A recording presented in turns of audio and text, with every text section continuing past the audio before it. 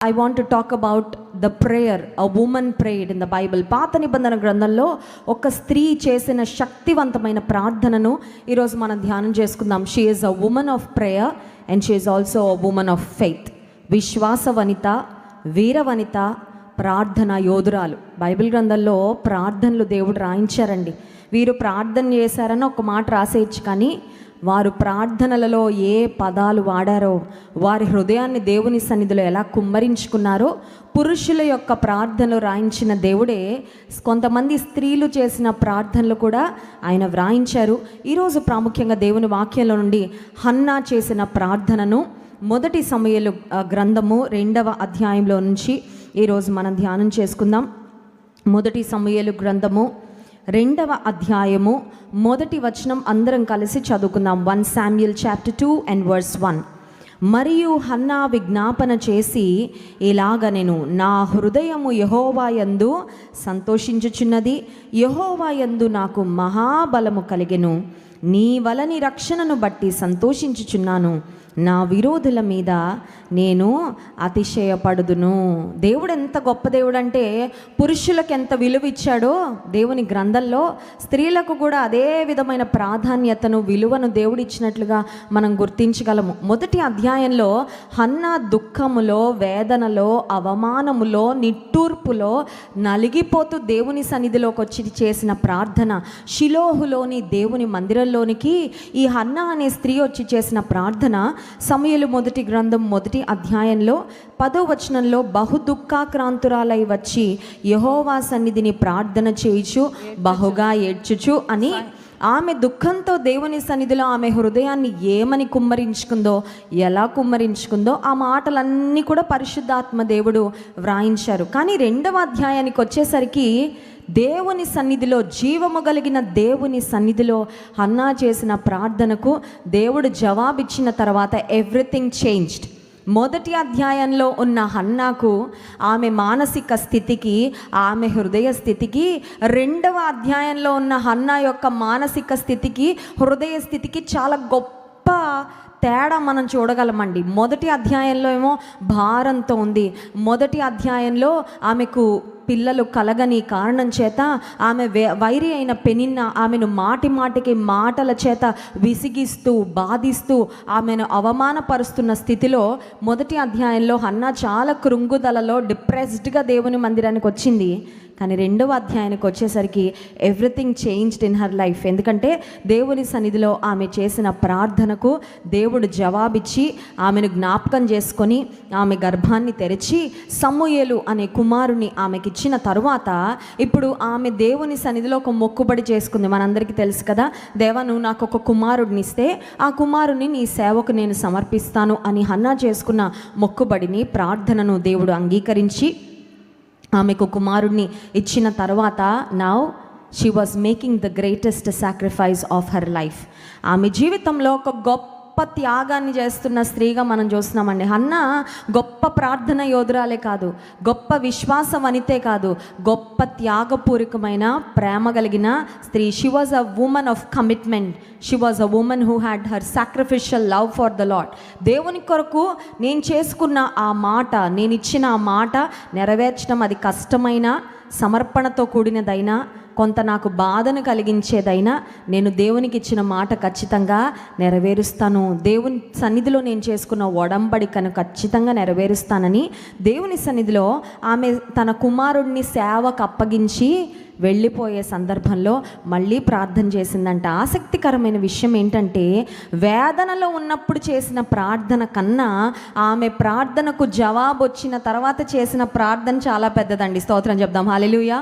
మనం వేదనలో ఉన్నప్పుడు ఉపవాస ప్రార్థన చేస్తాం. మనం వేదనలో నాతో ఎవరు మాట్లాడద్దు, నన్ను ఎవరు డిస్టర్బ్ చేయొద్దు, కాసేపు నన్ను వదిలేయండి, పిల్లలు వచ్చి తలుపు కొడుతున్నా ఉండండి, మమ్మీ ప్రార్థన చేసుకోవడానికి ఊరుకోరా, టైం ఇవ్వరా, నేను చాలా మీ అందరి కొరకు విజ్ఞాపన చేస్తున్నా కదా, మన కుటుంబ సమస్యల కొరకు ప్రార్థన చేస్తున్నా కదా, మన ఆర్థిక సమస్యల కొరకు ప్రార్థన చేస్తున్నా కదా, give me some time, give me some space, నేను ప్రార్థన చేయాలని కష్టంలో ఉన్నప్పుడు చాలా లెంగ్దీ ప్రేయర్ చేస్తాం, చాలా డీప్ ప్రేయర్ చేస్తాం, చాలా శ్రేష్టమైన మాటలతో ప్రార్థన చేస్తాం. కానీ ప్రార్థనకు జవాబు వచ్చిన తర్వాత హృదయం తేలికైపోతుంది.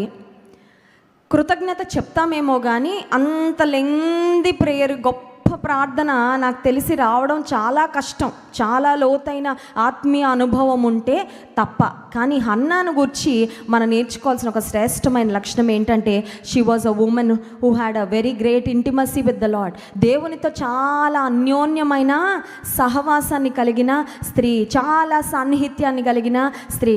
కుమారుడు పుట్టక ముందు నేను నిన్ను ఎలా ఆశ్రయించాను ప్రభా, కుమారుడు పుట్టిన తర్వాత కూడా ఆ కుమారుడిని నీ సేవకు సమర్పించే సందర్భంలో కూడా my love for you gross. దేవా, నీ పట్ల నా ప్రేమ పెరుగుతుంది కానీ తరగదయ్యా. ఇప్పుడు కొడుకు మీదకి సగం ప్రేమ వెళ్ళిపోదు, నీ మీదకి సగం. చూడండి, మనకు అలాగే కదా, పెళ్ళవగానే భర్త మీద 100% ఉంటుంది ప్రేమ. ఫస్ట్ బిడ్డ పుట్టగానే 50%, ఫస్ట్ బిడ్డకి భర్తకి ఎంత 50%.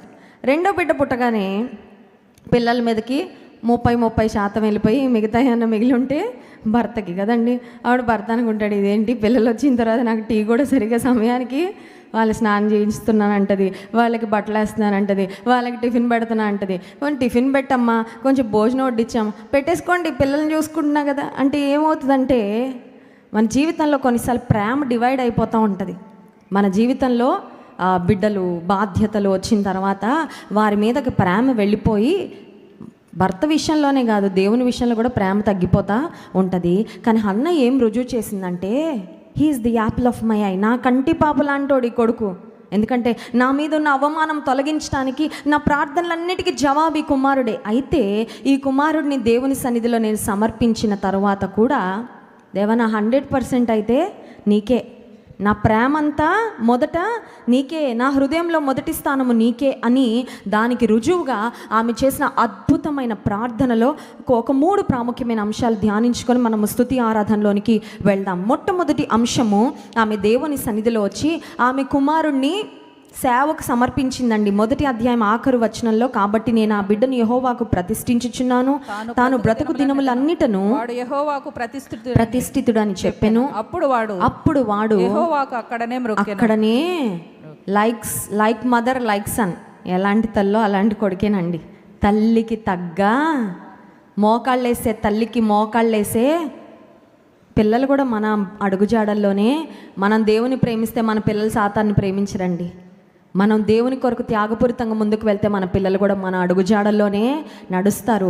ఆత్మ సంబంధమైన వారసత్వాన్ని ఖచ్చితంగా మన బిడ్డలు కూడా పునికి పుచ్చుకుంటారు. దేవునికి స్తోత్రం చెప్దాం, హల్లెలూయా. ఈ భౌతికపరమైన ఆస్తులు ఏమి పిల్లలకు అందించకపోయినా పర్వాలేదు, కానీ ఆత్మీయమైన వారసత్వాన్ని ఖచ్చితంగా ఇక్కడున్న ప్రతి ఒక్కరు అందించాలి. ఇక్కడున్న ప్రతి తల్లి తన బిడ్డను ఒక ప్రార్థనా పరురాలిగా, ప్రార్థనా పరుడుగా తీర్చిదిద్దాక మనం ఈ లోకాన్ని విడిచిపెట్టి వెళ్ళిపోయిన పర్ల వాళ్ళు ఆత్మీయంగా దేవునిలో కొనసాగుతారు. ఆత్మ సంబంధమైన వారసత్వము మన తర్వాత తరానికి ఖచ్చితంగా అందించాలి. హన్న అందించేసిందండి. అక్కడేం రొక్కేశాడంట. ఎంత చక్కని కుమారుడు, ఎంత ఆత్మీయమైన కుమారుడు. అంత చిన్న వయసులో ఎలా వచ్చింది నాయన నీకు ఆ మనసు? పేచీ పెట్టట్లేదే, అమ్మ నాకు ఇక్కడ ఇష్టం లేదు, నాకు ఇక్కడ ఇంట్లో ఉన్నట్టు బెడ్ ఉండదు కదా, నాకు ఇక్కడ ఇంట్లో ఉన్నట్టు బొమ్మలు ఉండవు కదా, ఏలీ తాత నాకు పనులు చెప్తాడు, ఏమీ పేచీ పెట్టట్లేదండి. వెంటనే దేవుని సన్నిధిలో మొక్కిన తరువాత అన్న అంటున్న మాట చాలా ఆసక్తికరమైన, చాలా శ్రేష్టమైన మాట. 2వ అధ్యాయం 1వ వచనం, మరియు హన్న విజ్ఞాపన చేసి ఇలాగనెను, నా హృదయము యెహోవా యందు స్తోత్రం చెప్దాం, హల్లెలూయా. కొడుకును విడిచిపెట్టి వెళ్ళిపోవాలి కాసేపు అయ్యాక. WhatsApp calls, video calls, Zoom మీటింగ్లు, స్మార్ట్ ఫోన్ లేవండి ఆ రోజుల్లో. కొడుకుని మళ్ళీ చూడాలంటే 6 నెలలకో సంవత్సరానికో దూర ప్రయాణం చేసుకొని తల్లి. ఈ రోజుల్లో మనం పిల్లల్ని హాస్టల్లో పెడితే రోజు పొద్దున ఫోను, తిన్నావా, ఉన్నావా, పడుకున్నావా, అది చేసావా, ఇది చేసావా, ఎన్ని ఫాలోఅప్లో అయినా మనకి ఇబ్బందిగానే ఉంటుంది. ఆ రోజుల్లో ఇవేమీ లేవు facilities. She was making a great sacrifice for the lord. దేవుని కొరకు ఆమె ఇచ్చిన మాట నెరవేర్చుకునే సమయము, తన ఒకే ఒక్క కుమారుణ్ణి, పుట్టిన కుమారుణ్ణి దేవుని సన్నిధిలో విడిచిపెట్టి వెళ్ళే సమయంలో నిజానికి దుఃఖంగా ఉండాలి, నిజానికి బాధగా ఉండాలి, నిజానికి చాలా కొరతగా ఫీల్ అవ్వాలి. నా బాబుని ఇక్కడ వదిలిపెట్టి వెళ్ళిపోతుంటే అది ఎట్లా ఉంటుందంటే, దేవుడు ఇచ్చాడు మళ్ళీ దేవుడు తీసేసుకుంటున్నాడు అన్నట్లే ఉంటుంది కదండి. ఎందుకంటే కుమారుడు ఉన్నాడు, ఎక్కడో ఉన్నాడు, కానీ నా దగ్గర ఉండడుగా, నా కళ్ళ ముందు పెరగడుగా, నన్ను రోజుకు 10 సార్లు అమ్మ అమ్మ అని నా వెనకాల తిరగడుగా, నేను ముద్దు చేయాలన్నా, నేను గోరు ముద్దలు పెట్టుకోవాలన్నా నాకు అందుబాటులో ఉండడుగా. ఎన్ని ఫీలింగ్స్ వస్తాయండి ఒక తల్లికి? పాలు విడిచిన కుమారుడిని విడిచిపెట్టి వెళ్ళేటప్పుడు ఎంత బాధ కలుగుతుంది తల్లికి. కానీ అంటుంది, నేను నా హృదయము యెహోవా యందు సంతోషించుచున్నది. ఆమె ప్రార్థనలో చెప్తున్న మొదటి మాట దేవునికి ఏంటంటే, దేవా నీ యందు నేను సంతోషిస్తున్నాను. స్తోత్రం చెప్దాం, హల్లెలూయా.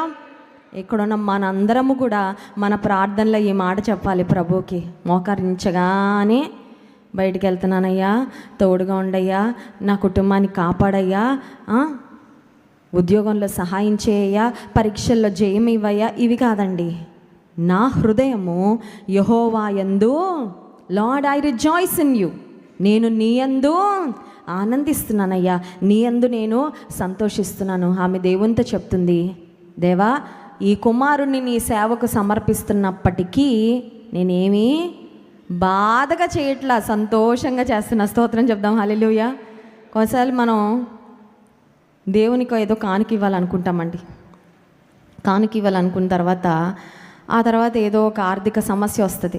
అంత పెద్ద కానుక ఎందుకు అనుకున్నానో అనుకోకుండా ఉంటే చూడండి, sometimes we make a commitment and then we regret.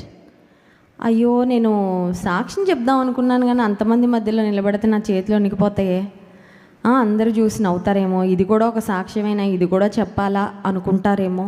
కొన్నిసార్లు ఏదో చేయాలనుకుంటాం, తీర్మానం తీసుకుంటాం, దేవునికి మాట ఇస్తాం, తర్వాత రిగ్రెట్ అవుతా ఉంటాం. హన్నాలో అలాంటి రిగ్రెట్ మనకి, what ever I decided to do for the lord I will do it with Joy and gladness and I continue to rejoice in him.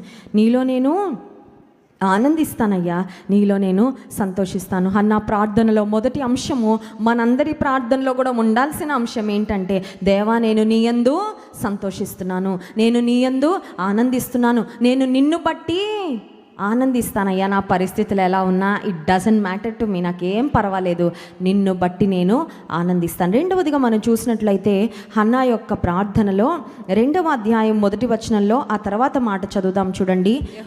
యెహోవా యందు నాకు మహాబలము కలిగెను, నీ వలని రక్షణను బట్టి సంతోషించుచున్నాను, నా విరోధుల మీద నేను అతిశయపడుదును. యెహోవా వలన నాకు మహాబలము.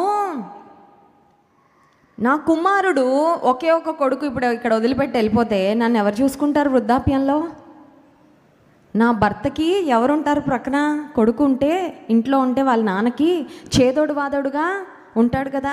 నాకు అన్ని పనులు, కొన్నిసార్లు కుమారులు ఉన్న తల్లిదండ్రులకి చాలా ఓవర్ కాన్ఫిడెంట్గా ఉంటుందేమో అనిపిస్తుంది. ఎందుకంటే మాకేంటండి, మా అబ్బాయి నన్ను వాళ్ళు చూసుకోరు తర్వాత సంగతి. కానీ కుమారుడు పుట్టగానే ఏదో ఒక తెలియని స్ట్రెంగ్త్, కొడుకు 2 పుడితే 3 పుడితేనో ఇంకా వాళ్ళని పట్టుకోలేం కదండి.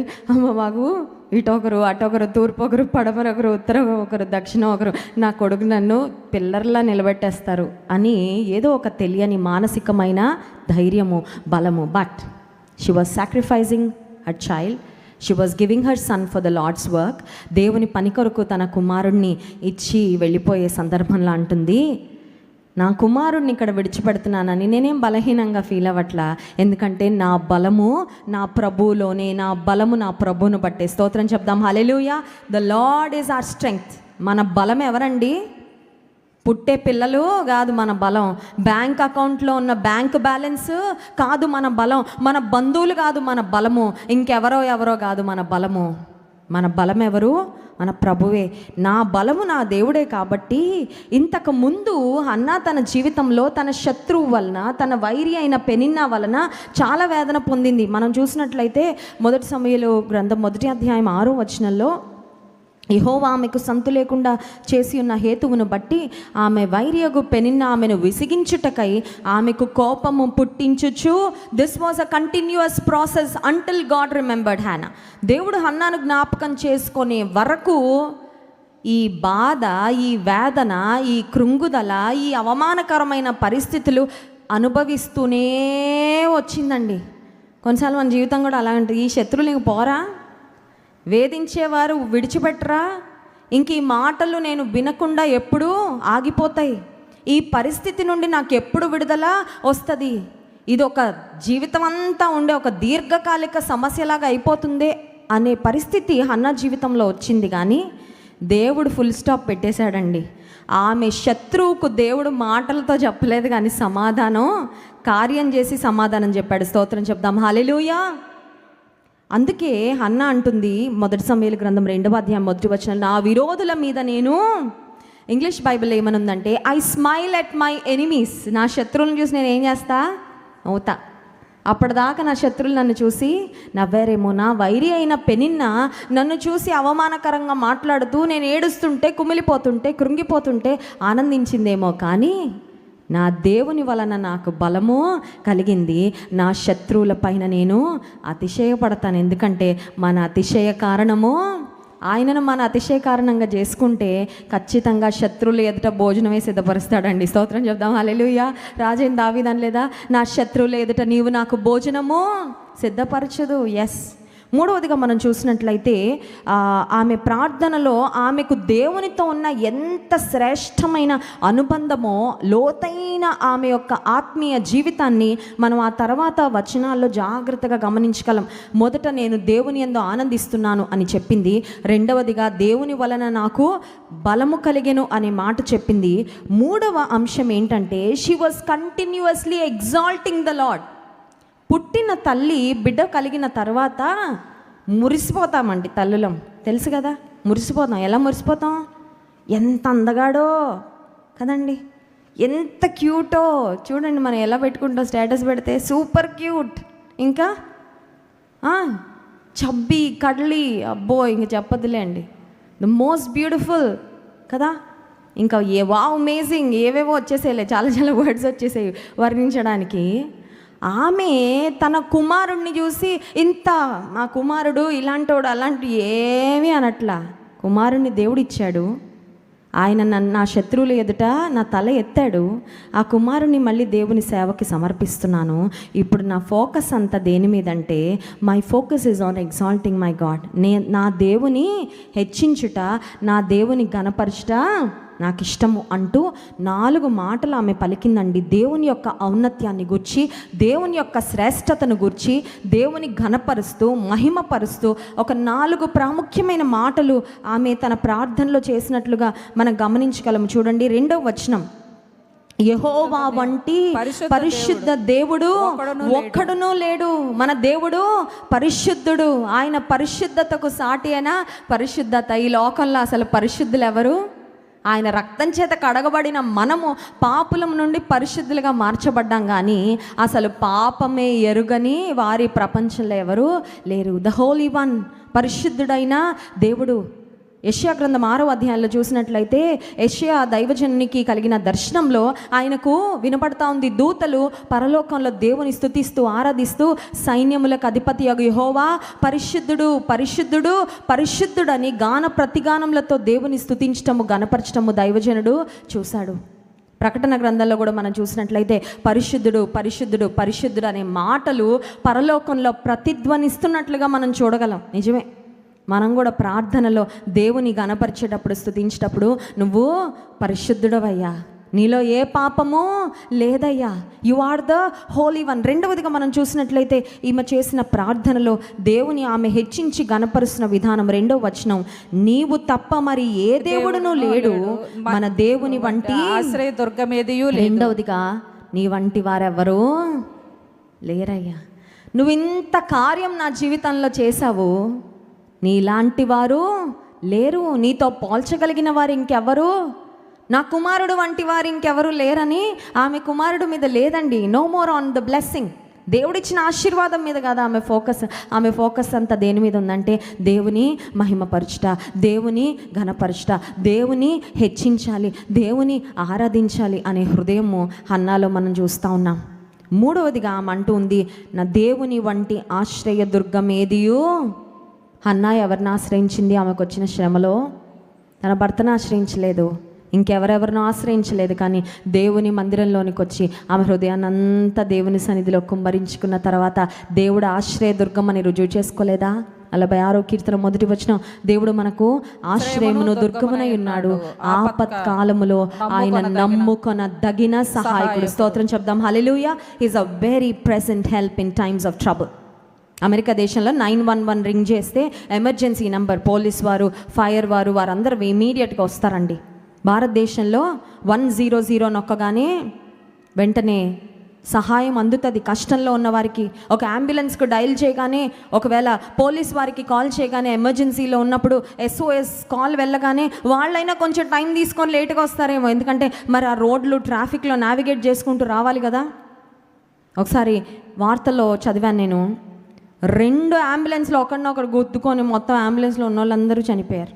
ఎంత దురదృష్టకరమైన విషయం అండి. అంబులెన్స్లో ఒకరున్నారు రిస్క్లో, ఈ అంబులెన్స్లో ఇంకొకరు ఉన్నారు ఎమర్జెన్సీ కండిషన్లో. వారితో పాటు బంధువులు ఎవరో ఒకరు ఎక్కుతారు కదా, ఫ్యామిలీ మెంబర్స్, డ్రైవరు. అంబులెన్స్ అనగానే మనకు తెలుసు ఆటోమేటిక్గా మిగతా వెహికల్స్ అన్నీ అంబులెన్స్కి మనం దారి ఇస్తాము. వాళ్ళు కూడా చాలా హై స్పీడ్లో వెళ్తారు, ఎందుకంటే పేషెంట్ ప్రాణాన్ని నిలబెట్టాలని. 2 అంబులెన్స్లో అటు నుంచి వచ్చింది, ఇటు నుంచి వచ్చింది, 2 ఒకేసారి హెడ్ ఆన్ కొలిషన్. అందులో ఉన్నవారు చనిపోయారు, ఇందులో ఉన్నవారు మామూలు వెహికల్లో వెళ్ళినా బ్రతికుండేవారేమో అని. ఒకవేళ పోలీస్ వారు కానీ అంబులెన్స్ వారు కానీ మనకు సహాయం చేయడానికి వచ్చేవారి సహాయం లేట్ అవ్వచ్చేమో, ఒకవేళ అలాంటి వాహనాల్లో వెళ్ళినా మనకి ప్రమాదం జరగచ్చేమో. కానీ మన దేవుడు ఆపత్కాలంలో నమ్ముకొనదగిన సహాయకుడు. స్తోత్రం చెప్దాం. హల్లెలూయా. He reaches down to us when we need him. మనకు ఆయన ఎప్పుడు అవసరమో వెంటనే ఆయన సహాయాన్ని, ఆయన ఆలస్యము, నేను ట్రాఫిక్ కొంచెం క్లియర్ చేసుకోవడానికి టైము పట్టింది, నా సెల్ ఫోన్ స్విచ్ ఆఫ్ అయింది, అందుకే నీ కాల్ నేను ఎత్తలే, ఇలాంటి ఎక్స్క్యూజెస్, ఇలాంటి మాటలు ఏమీ మనకి దేవుని దగ్గర వినపడవండి. అందుకే హన్నా చేస్తున్న ప్రార్థన, మన దేవుని వంటి ఆశ్రయదుర్గం ఏదియూ లేదు. 4వదిగా ఆమె చెప్తున్న మాట 3వ వచనం, యెహోవా అనంత జ్ఞానియగు దేవుడు. ఆయన అనంత జ్ఞానం కలిగిన, ఆయన జ్ఞానానికి మించిన జ్ఞానం, ఆయనకి టోపీ పెట్టగలిగిన వారు ఎవరు? ఈ లోకంలో సో కాల్డ్ జ్ఞానులు, మాకెంతో జ్ఞానం ఉందనుకున్న వారి జ్ఞానము దేవుని వెరితనం కన్నా తక్కువ అంట. దేవుడు ఎంత జ్ఞానం కలిగిన వాడంటే ఆయనకి వెరితనమే లేదండి. He's the only wise God. ఆయన జ్ఞానాధారము నేనే అని సెలవిచ్చిన దేవుడు. కానీ ఈ లోకంలో అత్యంత జ్ఞానుల యొక్క జ్ఞానాన్ని దేవుని వెర్రితనంతో పోలిస్తే దానికన్నా తక్కువే ఉంటుందంట. So we can imagine how wise our God is. ఈమంటుంది హన్నా చేసిన ప్రార్థనలో, నీవు అనంత జ్ఞానియగు, ఐ ట్రస్ట్ యువర్ విజ్డమ్. నాకు కొన్నిసార్లు అర్థం కాకపోవచ్చు ఏమైనా జరుగుతున్నప్పుడు, నాకు కొన్నిసార్లు ఏం చేయాలో తోచకపోవచ్చు, నా మనసుకి కొన్నిసార్లు things may be beyond my comprehension. ఇది ఎందుకు ఇలా జరుగుతుంది, ఎవరు దీని వెనకాల ఉన్నారు, ఇది ఎందుకు దేవుడు అనుమతించాడు, ఈ పరిస్థితి ఏంటి, నేనేం చేయాలి, వాట్ నెక్స్ట్. కొన్నిసార్లు క్రాస్ రోడ్స్ దగ్గర నిలబడతామండి. కొంతమంది నాకు ఫోన్ చేస్తారు, అక్క ప్రేయర్ చేయండి, మా బాబు 10th క్లాస్ అయిపోయింది, ఏ కోర్స్లో జాయిన్ అవ్వాలో తెలియట్లేదు, ఎంపీసీయా, బైపీసీయా, హెచ్ఈసీయా, సిఈసీయా, ఎందులో జాయిన్ అవ్వాలో మాకు 3 జాబ్ ఆఫర్స్ వచ్చాయి ఒకేసారి, ఏది ఎంచుకోవాలో అర్థం కావట్లేదు. పలానా దేశానికి వెళ్ళడానికి వీసా వచ్చింది, వెళ్ళాలా వద్దా, పరిస్థితులు ఇలా ఉన్నాయి, వి డు నాట్ నో, ముందుకు వెళ్ళాలా వెనక్కి వెళ్ళాలా ఆగిపోవాలా అర్థం కావట్లేదు.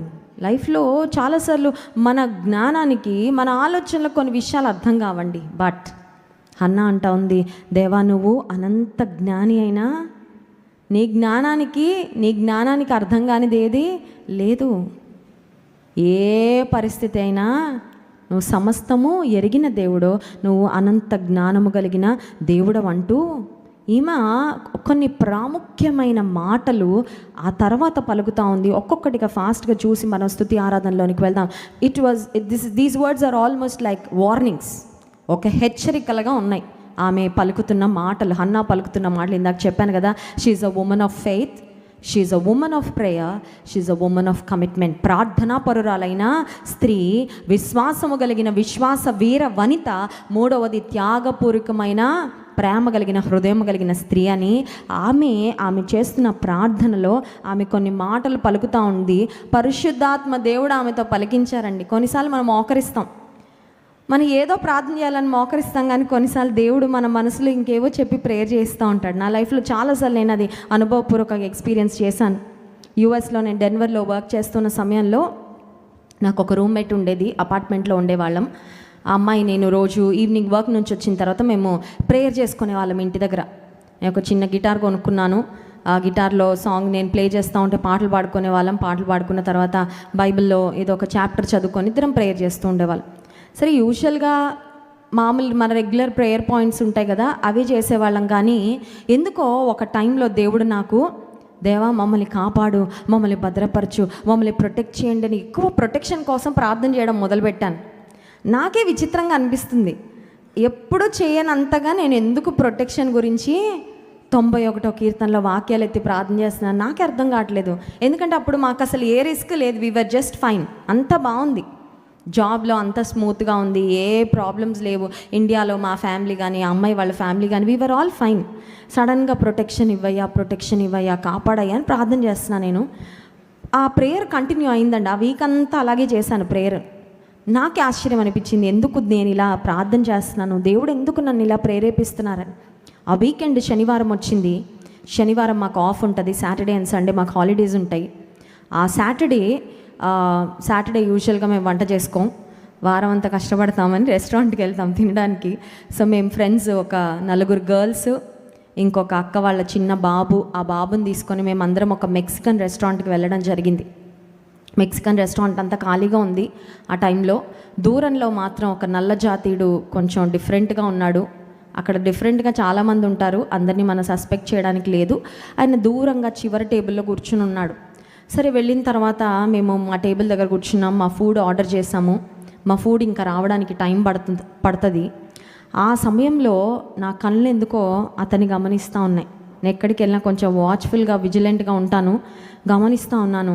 అతనిలో నాకేదో డిఫరెన్స్ కనబడతా ఉంది. అతను ఆందోళన పడడం, ఎవరితోనో ఫోన్లు చేయడం, అటు ఇటు కొంచెం వింతగా చూపులు చూస్తూ ఉన్నాడు.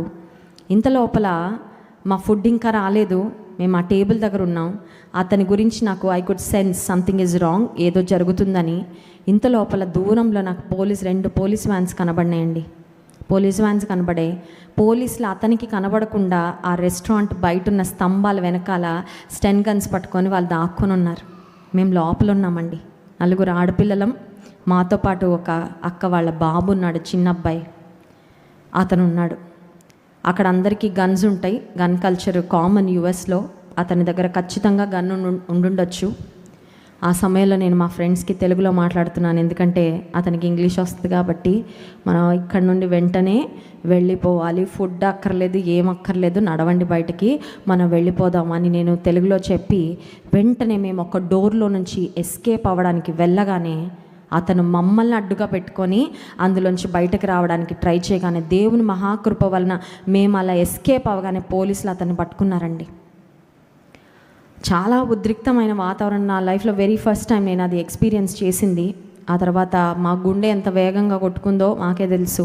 ఆ ప్రక్కన వేరే షాప్లోకి వెళ్ళి మేము కాసేపు ఉండిపోయాం, అక్కడ బయటకు రాలేదు, ఎందుకంటే మొత్తం పోలీస్ వెహికల్స్ వచ్చేసాయి. అతను చాలా పెద్ద క్రిమినల్ అంట, చాలా మోస్ట్ వాంటెడ్ క్రిమినల్. ఆ రోజు అక్కడికి వచ్చి నక్కాడు, పోలీసులకి దొరికాడు. యూజువల్గా అలా జరిగే సందర్భాలలో ఆ క్రిమినల్స్ ఏం చేస్తారంటే దే స్టార్ట్ ఫైరింగ్, బుల్లెట్స్ వదలగానే ఆ అమాయక ప్రజలు చాలామంది బలైపోతారండి. ఆ రోజు ఏదో పెద్ద ప్రమాదం జరగాల్సింది, కానీ నా దేవుడు జరగబోయే విషయాన్ని గురించి ముందుగానే తెలియపరిచి వారం రోజుల నుండి మమ్మల్ని కాపాడయ్యా, మమ్మల్ని భద్రపరచయ్యా, నీకు అనుదృష్టి మాపై ఉంచయ్యా అని దేవుని సన్నిధిలో ప్రార్థన చేసేలా చేసి ఆ రోజు ఆ భయంకరమైన ప్రమాదం నుండి దేవుడు మమ్మల్ని తప్పించాడు. ఎందుకు ఈ మాటలు చెప్తున్నానంటే, మన దేవుడు అనంత జ్ఞానము కలిగిన వాడు. కొన్నిసార్లు మన మనస్సుకి, మన ఊహకి అందని విషయాలు, ఏం చేయాలో దిక్కుతోచని పరిస్థితిలో కూడా ఆయన మన మీద దృష్టి ఉంచి ఆయన ఆలోచన చెప్పే దేవుడు. ఇప్పుడు హన్నా అనే ఈ ప్రార్థనా పరురాలైన ఆ స్త్రీ ఆమె ప్రార్థనలో చెప్తున్న కొన్ని ప్రాముఖ్యమైన మాటలు వదరుబోతుల గురించి మాట్లాడుతుందండి ఆమె. నిజమే, ఈ లోకంలో వదరబోతులు చాలామంది తయారవుతున్నారు. వదరబోతులుగా అవ్వకుండా కూడా రక్షణ పొందిన ప్రతి ఒక్కరు శ్రద్ధ తీసుకోవాలి. ఎందుకంటే ఈ నోరు అగ్ని లాంటిది కదండి. ఈ నోరే ఆత్మీయంగా మనము దిగజారిపోవడానికి, దేవునికి దూరం అవ్వడానికి, దేవుని తీర్పు మన మీద రావడానికి కూడా కారణం ఏమవుతుందంటే నోరే. ఆమె వదరుబోతులను గురించి కొన్ని ప్రాముఖ్యమైన హెచ్చరికలు చేస్తూ ఉంది. చూడండి 3వ వచనం, యెహోవా అనంత జ్ఞానియగు దేవుడు, ఆయనే క్రియలను పరీక్షించువాడు, ఇకను అంత గర్వముగా మాటలాడకుడి, గర్వపు మాటలు నోట రానియకుడి. ఆ రోజు హన్నా ద్వారా దేవుడు పలికించిన ఆ మాటలు ఈ రోజుల్లో ఉన్న ప్రతి ఒక్కరికి, గర్వపు మాటలు మీ నోట రానియద్దు. ఎందుకు రానియకూడదు? గర్వపు మాటలు చాలా ఈజీగా వచ్చేస్తాయే.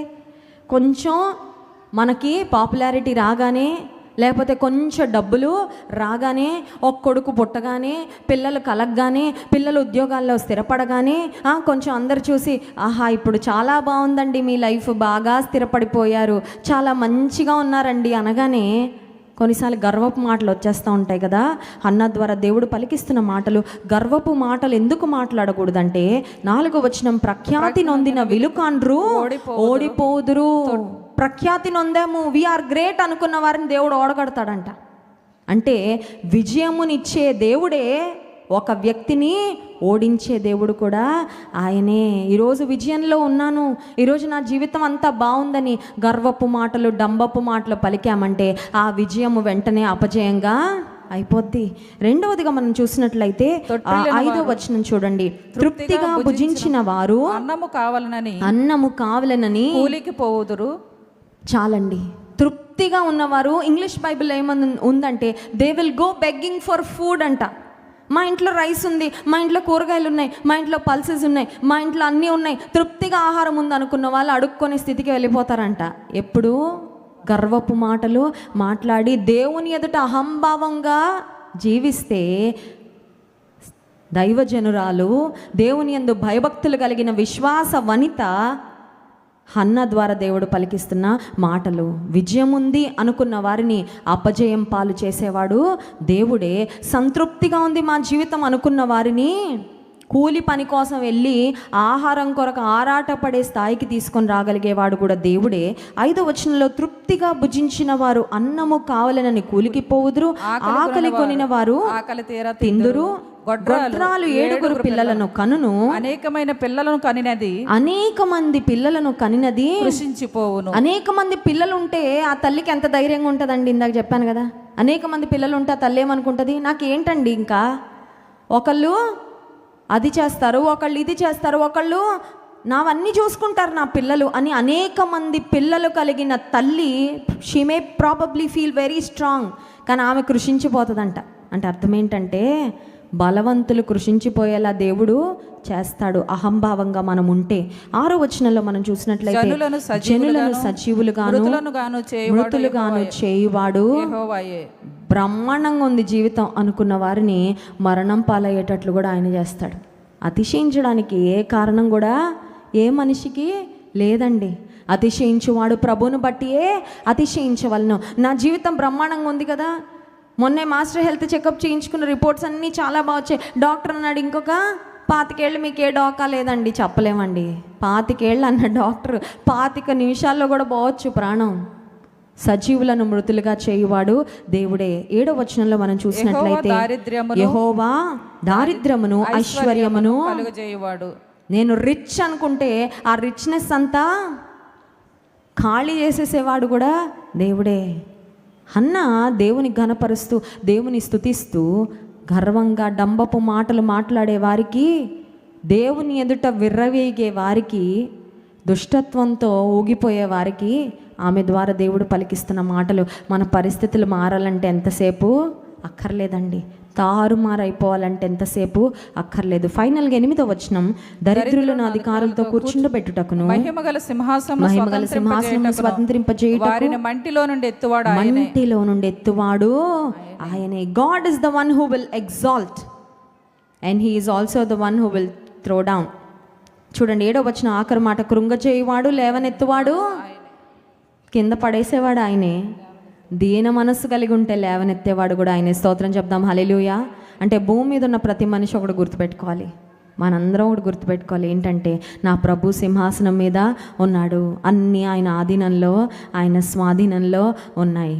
ఏది ఏమైనా, ఎంత ఆశీర్వాదం వచ్చినా, ఎంత ఘనత వచ్చినా, ఏ స్థితి వచ్చినా, ఏ పేరు వచ్చినా, ఏ ప్రఖ్యాతలు వచ్చినా, నీ ఎదుట మేము నథింగ్ అయ్యా, మా బ్రతుకులేమీ కాదయ్యా అని దీన మనస్కులమై సాగితే ఆయన కృప యుగ యుగములు నిలుస్తుంది. ఆయన నీతి మన పిల్ల తరానికి నిలుస్తుంది. అంతేగాని డంబపు మాటలు, గర్వపు మాటలు మాట్లాడితే పడద్రోసే దేవుడు పేదరికము వచ్చినట్లుగా, ఓటమి అపజయం వచ్చేటట్లుగా, కొరతలలోకి వెళ్ళిపోయేటట్లుగా దేవుడు పరిస్థితులు మార్చాలంటే ఎంతసేపు అక్కర్లేదు. అందుకే ఆమె ఫైనల్గా ఒక మాట చెప్తా ఉంది, చూడండి 9వ వచనం, తన భక్తుల పాదములు తొట్రిల్లకుండా ఆయన వారిని కాపాడును. స్తోత్రం చెప్దాం, హల్లెలూయా. తన భక్తుల, లోకస్తులు ఎటన్న పోవచ్చు కానీ God is very possessive about his children. దేవుడు తన బిడ్డల విషయం చాలా పర్సనల్గా తీసుకుంటాడండి, జాగ్రత్తగా ఉండాలి. లోకస్తులు ఎటు పోయినా ఆయన అంత కేర్ చేయడేమో కానీ నిన్ను ముట్టినవాడు నా కనుగుడ్డును ముట్టినవాడని హీ టేక్స్ ఇట్ పర్సనలీ. సౌలు దేవుని ప్రజలను హింసిస్తూ ఇబ్బంది పెడుతూ చెలరేగిపోతూ ఉంటే అడ్డుకోలేదా దేవుడు? ఆపలేదా? జోక్యం చేసుకోలేదా? సౌలుకు బుద్ధి చెప్పలేదా? సౌలు యొక్క ఆహాన్ని, గర్వాన్ని వంచి తెచ్చుకోలేదా? చేతుల్లోకి తీసుకోలేదా? విరగ్గొట్టి ఒక చక్కని పాత్రగా మలిచి అప్పుడు వాడుకోవడం ప్రారంభించాడు. అంతే. ఆయన చేతిలో ఒదిగిపోతేనే ఉంది విలువ, ఆయన చేతిలో ఒదకపోతే విరగొట్టేస్తాడండి, అంతే. తన భక్తుల పాదములు తొట్రిల్లకుండా ఆయన వారిని, ప్రియమైన సహోదరి, ప్రియమైన సహోదరుడా, నా పిల్లల జోలికి రావద్దంటారు కదా కొన్నిసార్లు. మనం ఎవరైనా ఇద్దరు పిల్లలు కొట్టుకుంటా ఉంటే మన పిల్లల్ని వెళ్ళి మనం ఎంత బాగా డిఫెండ్ చేసుకుంటామండి. మా అమ్మాయి అలాంటిది కాదండి, మీ అబ్బాయే, మీ అమ్మాయి అని మనం ఎలా ఫైట్ చేస్తాం? The lord is possessive about his children. నువ్వు ఆయన రక్తం చేత కొనబడినా, ఆయన ప్రియమైన బిడ్డవైతే నీ విషయంలో ఆయన శ్రద్ధ కృంగిపోవద్దు. అన్న విషయంలో తీసుకోలేదా దేవుడు శ్రద్ధ? ఆమె శత్రువుల మీద అతిశయించేటట్లుగా ఆమెను దేవుడు హెచ్చించలేదా? ఆమె శత్రువులను చూసి ఆమె నవ్వే స్థితికి ఆమెను దేవుడు ఎగ్జాల్ట్ చేయలేదా? గనపరచలేదా? గనపరిచాడు. ఇంకొక మాట 10వ వచనం, యెహోవాతో వాదించువారు నాశనమగుదురు. స్తోత్రం చెప్దాం, హల్లెలూయా. The Lord is our defender. మన పక్షంగా పోరాడేవాడు దేవుడు. ఆయనతో ఎవరైనా పెట్టుకుంటే వారు ఏమవుతారండి? జీవము కలిగిన దేవునితో యాజ్యం ఆడితే. కొన్నిసార్లు నీవెదుర్కొంటున్న పరిస్థితులు, నీవెదుర్కొంటున్న సమస్యలలో నా శక్తి సరిపోవట్లేదయ్యా, నేను ఏం చేయాలో నాకు అర్థం కావట్లేదయ్యా, నువ్వు ఏం చేయక్కర్లా, ప్రభువుకు అప్పగించి చాలు. Just commit to the lord. నీ పరిస్థితి ప్రభువుకు అప్పగించి. అన్నాదే చేసిందండి, ఏమీ చేయలా. ఆమె చేసింది చాలా చిన్న కార్యం, కానీ దేవుడు ఆమె పక్షంగా చేసింది చాలా గొప్ప కార్యం. స్తోత్రం చెప్దాం, హల్లెలూయా. ఏం చేసింది ఆమె? దేవునికి అప్పచెప్పింది, అంతే. మొదటి అధ్యాయానికి 2వ అధ్యాయానికి ఎంత తేడా! మొదటి అధ్యాయంలో ఉన్న Hannah, she was depressed, she was down, she was sad, she was frustrated. 2వ అధ్యాయానికి వచ్చేసరికి she is joyful, she is strong, she is worshipping. ఎంత బలం కలిగి ఉంది, ఎంత దేవుని బట్టి అతిశయిస్తూ ఉంది, ఎంత ఆనందంగా ఉంది. ఈరోజు ఒకవేళ నీ స్థితి మొదటి సమూయేలు గ్రంథం 1వ అధ్యాయంలో ఉన్న హన్నా వలె ఉంటే, remember, God is on the throne. దేవుడు సింహాసనము మీద ఉన్నాడు. ఆయన అన్నీ చూస్తున్నాడు. ఆయన అన్నీ ఎరిగిన దేవుడు. ఆయన అనంత జ్ఞానము కలిగిన దేవుడు. ఒకవేళ నీ ఎదుట మనుషులు ఒకవేళ రకరకాల మోసపూరితమైన కార్యాలు చేయొచ్చేమో, కానీ ఆయన ఎదుట ఆయన ఎవరు మోసగించలేరు. ప్రభుతో వ్యాధ్యమాడి గెలవగలిగిన వారు ఎవరు కూడా లేరు. కళ్ళు మూసుకోండి, ప్రార్థన చేసుకుందాం. ఈ ఉదయకాల సమయంలో ఏ భారంతో, ఏ సమస్యతో నువ్వు దేవుని సన్నిధానానికి వచ్చినా, మనం హన్నా వలె ప్రార్థన చేయగలిగితే, దేవా నీవనంత జ్ఞానము కలిగిన దేవుడవయ్యా, నిన్ను బట్టి నేను ఆనందిస్తున్నాను. Lord, I rejoice in you చెప్దామా ఈ ఉదయము? నా సమస్యలు నాకున్నాయ్యా, అయినా వాటి మీద కాదయ్యా నా focus. I do not look at my problems, I do not want to look at my troubles. నాకున్న కష్టాలు నేను చూడాలనుకోవట్లేదు ప్రభువా, నేను నిన్ను బట్టి ఆనందిస్తున్నానయ్యా. నిన్ను బట్టి నేను అతిశయపడుతున్నాను ప్రభువా. నిన్ను బట్టి నాకు మహాబలము కలుగుతుంది. స్తోత్రమయ్యా. మన బలహీనతలలో మన బలము దేవుడే, మన నిరాశలో మన నిస్పృహలో మన ఆధారము దేవుడే.